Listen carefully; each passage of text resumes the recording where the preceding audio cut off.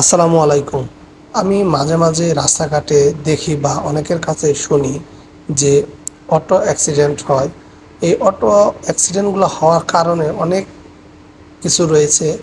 যেমন এক, যে চালক যে অটো চালায় সে মানে অটো যখন চালায় সে তো মনে করেন যে তার একটা নির্দিষ্ট যে একটা স্পিড আছে সে সেটা ইউজ না করে মানে তার ওভার স্পিডে গাড়িটা যখন চালায় তার কারণে কিন্তু অ্যাক্সিডেন্ট হয়। আবার দেখবেন যেখানে ৩ জন যাত্রী নেওয়ার জায়গা সেখানে সে ৫ জন উঠায় অটোতে, অ্যাক্সিডেন্ট হওয়ার কারণগুলো আমি বলতেছি।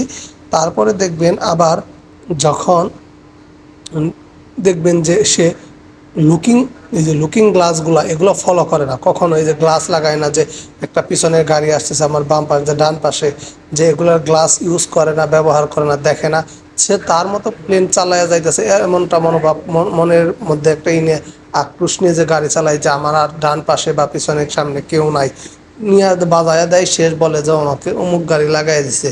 যাই হোক, দোষ কম বেশি সবারই থাকে, কিন্তু এই অটোতে উঠে কখনো তাড়াহুড়া করবেন না। যারা যাত্রী থাকবেন তারা অবশ্যই সবসময় ধীরে সুস্থে যাওয়ার চেষ্টা করবেন, আসা যাওয়ার পথে খুব সাবধান অবলম্বন করবেন। কারণ হ্যাঁ, দেখেন, আমি যদি এখন এই অটো ড্রাইভারকে বলি যে ভাই আপনি যত দ্রুত স্পিডে চালান গাড়িটি, সে কিন্তু আমার কথাটা রাখবে যে না বললো। আমি কখনোই এই কথা বলি না কোনো ড্রাইভারকে, সবসময় বলি যে তুমি ধীরে 10 মিনিটের জায়গায় 15 মিনিটে যাবে। এটা সবসময় মাথায় রাখবেন যে একটি দুর্ঘটনা সারা জীবনের কান্না। দেখুন, আপনি যদি রাস্তায় সব কিছু হচ্ছে আল্লাহর উপর, কিন্তু তারপর নিজের কিন্তু একটু সাবধান অবলম্বন করতে হবে।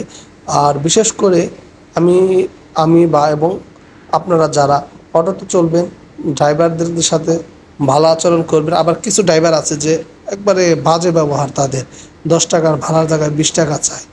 যাই হোক, এগুলো সবসময় একটু সাবধান অবলম্বন করবেন। ধন্যবাদ, সবাই ভালো থাকবেন। আল্লাহ হাফেজ।